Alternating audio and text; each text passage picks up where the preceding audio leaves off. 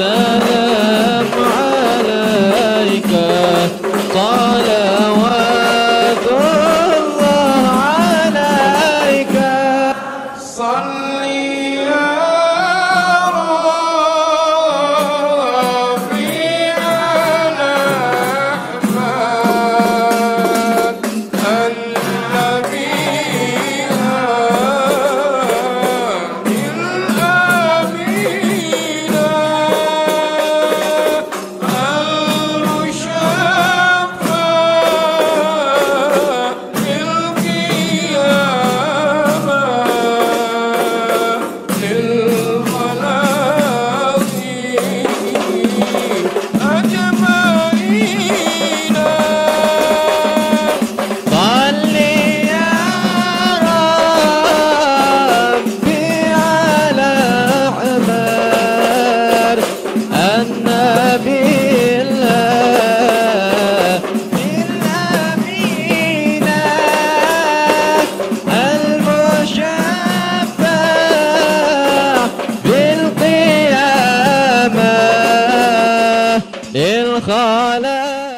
Ma'asyal ahibba rahimakumullah. Alhamdulillah, malam hari ini kita dikumpulkan bersama guru-guru kita dan kami merasa bangga dan dimuliakan oleh Allah.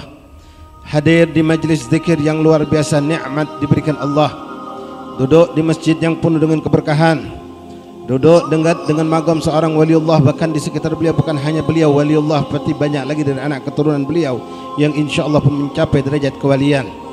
Kita semua dipilih oleh Allah, kita dikehendaki oleh Allah, dan kita mohon mudah-mudahan ini majlis syahidan lana la alaina, hujjah lana la alaina, menjadi saksi kita di hadapan Allah, penolong kita di hadapan Allah Subhanahu wa taala.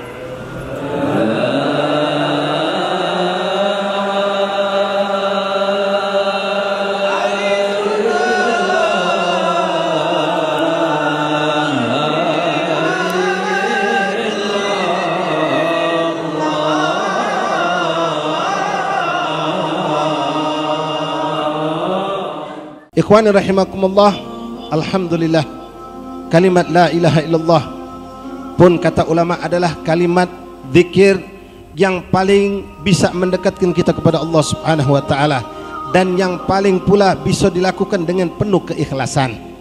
Karena salah satu kekhususian kalimat la ilaha illallah, ikhwani, mungkin selama ini kita tidak pernah memperhatikan, atau mungkin alhamdulillah sudah sering disampaikan. Keikhlasan itu akan muncul ketika seorang mampu menyembunyikan kalimat, menyembunyikan ibadat, menyembunyikan suatu perbuatan baiknya dari pandangan orang banyak. Memang rotib saman dibaca dengan jahar, tapi kita bahas sekarang kalimat la ilaha illallahnya. Zikir apapun yang antum ucapkan, ikhwan, orang lain boleh tahu kalau kita sedang berzikir. Antum baca subhanallah, bibir kita bergerak, wong nyengok, wah ini lagi berzikir gitu. Ente mengucapkan kalimat Allahu Akbar, bibir bergerak, orang tahu kita berzikir. Kita mengucapkan kalimat subhanallah walhamdulillah wala ilaha illallah, orang tahu. Salawat tahu. Tapi kalimat la ilaha illallah, boleh jadi ada seorang duduk di hadapan ente, dia mengucapkan kalimat la ilaha illallah beribu-ribu kali, kita tidak tahu kalau dia sedang nyambung hubungan dengan Allah.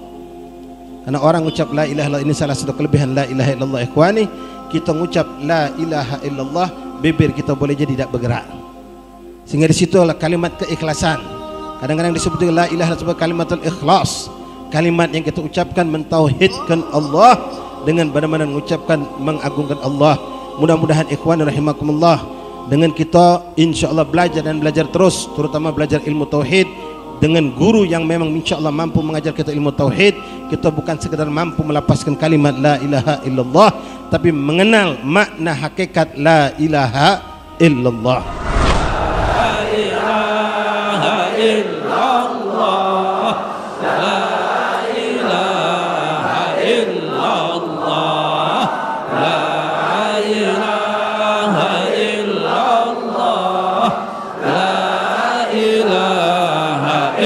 illallah, la ilaha illallah, la ilaha illallah, la ilaha illallah, la ilaha illallah. Alladzina amanu wa tatma'innu qulubuhum ala bidzikrillah.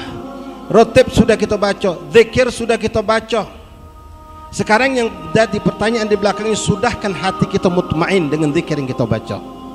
Karena beberapa banyak orang-orang yang berzikir tapi dia keluar, maaf, kenyataan ikhwani, keluar dari majelis zikir bukan mutmain golab, bahkan bertambah sumpeknya, bertambah kebingungannya.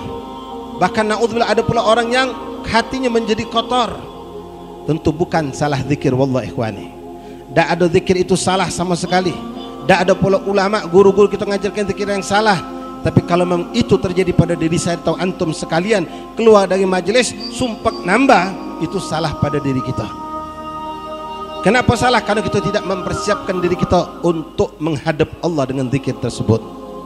Di sini masya Allah banyak guru-guru kita yang mana rotib haddad, rotib atas, rotib saman ini pun boleh saja dibaca tanpa ijazah dari guru, tapi alhamdulillah antum dibimbing oleh orang-orang yang memang punya sanad ijazah zikir, yang mereka bukan cuma maaf, mungkin kita cuma duduk baik, tapi mereka dibimbing, diajarkan cara, akhlak, adab untuk baca zikir ini, sehingga orang yang lebih sempurna akhlak dan adabnya ketika berzikir kepada Allah, maka dipastikan dia akan lebih dapat dari sisi Allah Subhanahu wa taala.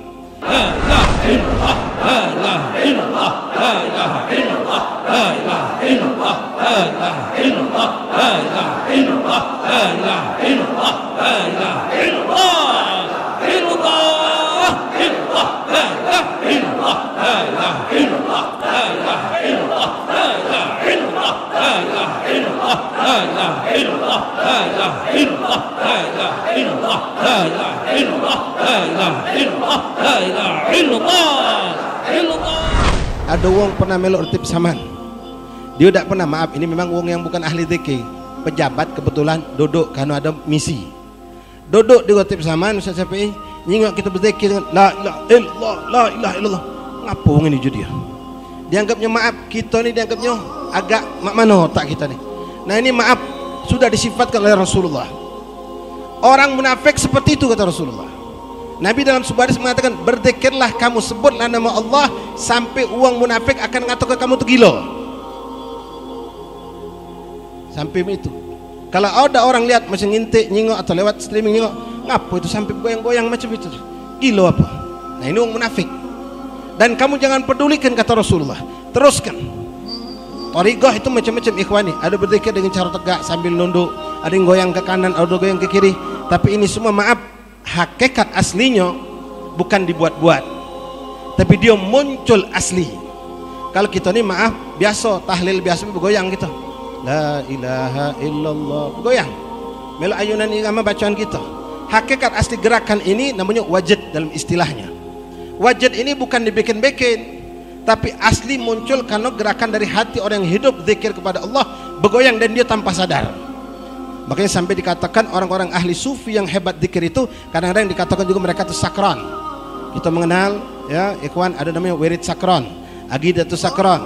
Ini sebahkan kepada Imam Ali bin Abi Bakar Sakran. Sakran artinya gila, bukan mereka itu gila, naudzubillah, tapi keadaan mereka itu dengan zikir, mereka istighraq, tenggelam dengan zikirnya sampai mereka lupa dengan segala-galanya. La ilaha illallah, la ilaha illallah, la ilaha illallah, illallah, la ilaha illallah, la ilaha illallah, la ilaha illallah, la ilaha illallah, la ilaha illallah. Husain ibn Syekh Abu Bakar bin Salim, beliau juga sama puncak itu. Semua orang-orang soleh dari zaman Rasulullah sampai sekarang hobi wirid, hobi zikir. Di samping ilmu jangan lupa. Jangan kita ngejar ilmu tanpa wirid, itu bisa susah hidupnya. Wirid tanpa ilmu bisa sesat. Jadi gabungkan dua hal ini. Alhamdulillah ini kita saksikan pada guru-guru kita. Nah, Imam Husain ini beliau mengajak muridnya berzikir.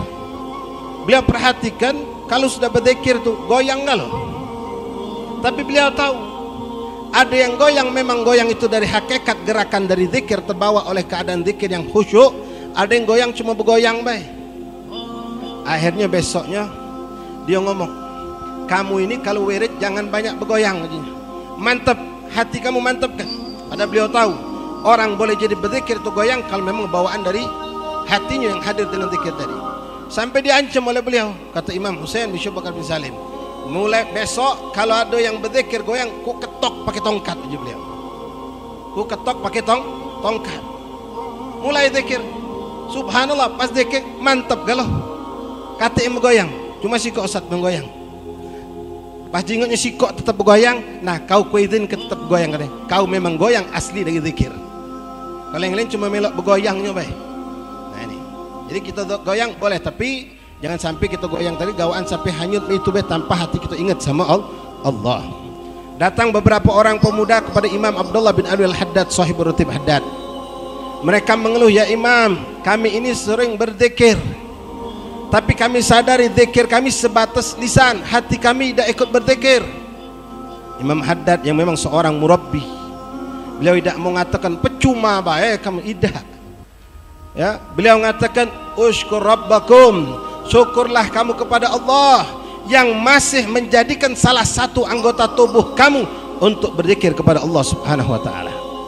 Teruskan kata Imam Haddad, istiqomahkan, lalu dibimbing oleh beliau dengan adab dan seterusnya, sampai akhirnya setelah tak jauh lama waktu mereka pun merasakan kenikmatan zikir dengan hati mereka. Jadi walaupun kita ikhwan hati belum pacak mencapai kekhusyuan ingat kepada Allah, tapi syukur wallah nikmat azim, nikmat azim, nikmat azim kalau lidah kita diizinkan Allah untuk menyebut nama Allah. Karena berapa banyak manusia di luar sana ikhwan ni tak nyebut nama Allah kecuali dalam solat, itu pun kalau mereka solat. Dan mereka pun menyebut nama Allah dalam solat tidak dengan ingat kepada Allah. Tapi alhamdulillah kita bukan cuma solat, di luar solat, habis solat bahkan kita punya majlis tentang zikir dan rotib mengingatkan kita kepada Allah Subhanahu wa taala.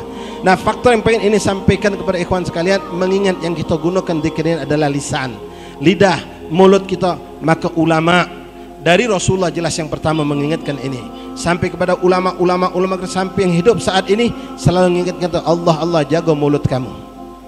Karena dengan mulut inilah kita bermunajat kepada Allah, dengan mulut inilah kita berzikir kepada Allah. Kita berdoa dengan apa? Mulut yang kita ucapkan. Kita berzikir mulut yang kita ucapkan. Maka jadikanlah mulut ini bersih di pandangan Allah, indah di matangan Allah, sehingga doa kita bisa diijabah oleh Allah Subhanahu wa taala. Dikatakan ulama, Imam Ghazali menyebutkan, Imam Sya'rani menyebutkan, Imam Abdullah Haddad menyebutkan dalam kitab mereka, contoh doa, ad-doa kal miftah kata mereka. Doa itu seperti kunci. Kita punya hajat masih di dalam, kita buka pakai kunci lalu keluar hajat kita. Apa itu doa? Lalu beliau mengatakan likulli doa asnan, dan setiap kunci itu likulli miftah, setiap kunci itu ada giginya. Wa asnanhu luqmatul halal. Dan gigi dari kunci itu adalah suapan-suapan yang halal. Kalau kunci tidak bergigi, tidak ada giginya, tidak pacak kita starter mobil ikhwan. Tak bisa kita nak buka pintu, tak bisa kalau polos baik kunci itu. Tapi ada giginya. Ini kebanyakan kita hukum yang ada sebanyak selama ini gigi, kunci itu bergigi. Nah, kunci ini bisa terbuka kalau ada gigi. Apa itu gigi-giginya kata mereka? Gigi itu adalah luqmatul halal, suapan-suapan yang halal. Kalau orang bermunajat kepada Allah tapi dia makan yang haram, yang syubhat, maka capeklah mulutnya berbuih berdoa, mungkin tidak bakal didengar oleh Allah Subhanahu wa taala. Nah, ini penting ikhwani. Jaga apa yang masuk ke mulut kita, maka insya Allah kalau yang masuk itu bagus, pastilah yang keluar akan bagus juga dari mulut kita. Tapi kalau kamu lihat ada orang yang mulutnya yang keluar itu apa kata ghibah, namimah, syab, satam, mencaci, menghina, ngomong yang tak karuan, urusan dunia paling hebat dia bicara. Bukan suudzon, bukan pula nyuruh kita suudzon sama dia. Ini wong bisa dipastikan yang masuk itu juga bermasalah. Kalau tidak haram syubhat, ngapo yang keluar kotor galo. Tapi kalau orang tidak pernah kita dengar dari kalimat-kalimat ucapan yang buruk, yang indah, kalimat thayyibah, kalimat hasanah, zikir, doa, masya Allah dia rajin, tapi kalau ngomong dia tidak banyak. Ini orang insya Allah bisa kita pastikan, walaupun ini tidak perlu teliti, ini orang insya Allah asupan yang masuk ke mulutnya dari yang halal, bukan dari yang haram. Nah, ini penting ikhwani rahimakumullah. Jangan sampai kita berzikir tapi mulut kita biarkan dalam keadaan kotor. Kita pengen dapat sir rahasia dari zikir yang kita baca. Dan ingat insyaallah ikhwani rahimakumullah, kalau ada seorang ulama apalagi wali yang hebat, punya zikir, punya karangan kitab, punya amalan, lalu kita mengamalkannya, yakinkan insyaallah kita pasti ada hubungan dengan mereka. Terlebih lagi kalau kita memang ngambil ijazah dari guru ke guru, dari guru ke guru, sanad amalan, sanad zikir, sanad kitab, sanad ilmu nyampe ke mereka, insyaallah apa yang dikatakan Rasulullah kita akan dapatkan, almar'u ma'aman ahab, kita akan dikumpulkan dengan orang yang dicintai, yang kita cintai insyaallah taala. Amin amin waj'al lana min kulli khairin faraja wa kulli hammin wa bala mimma kharaja. Ikhwani rahimakumullah, hafizakumullah, faqakumullah. Istiqamahkan antum duduk di majlis. Cuma saya ingatkan kepada ikhwan sekalian, sekali lagi, majlis zikir duduki, hadiri, tapi jangan lupa antum harus mengambil bagian dari ilmu. Yang lebih doyan ilmu, hampir tidak duduk di majlis, jangan. Duduk juga di majlis ilmu, duduk di majlis zikir, majlis salawat, majlis asmaul husna, majlis rotib, majlis maulud, duduk, tapi ilmu jangan kamu lupakan, karena kita butuh dua-duanya. Kita butuh duanya, seperti makanan dan minuman, itulah yang kita butuhkan. Ya Rabbi waqfirlil ubaidillani Muhammadin syahiri bisamani. Ya Rabbi waqfirlil ubaidillani Muhammadin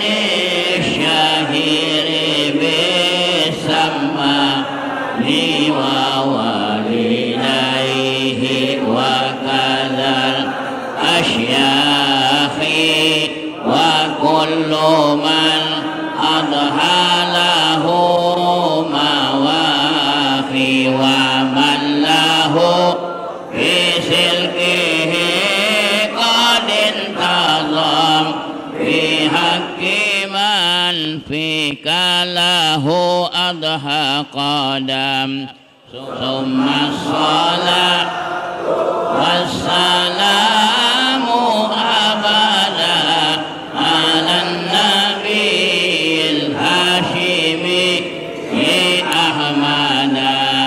ثم الصلاة والسلام سرمدا على الرسول المصطفى نور الهدى والآل والأصحاب والأتباع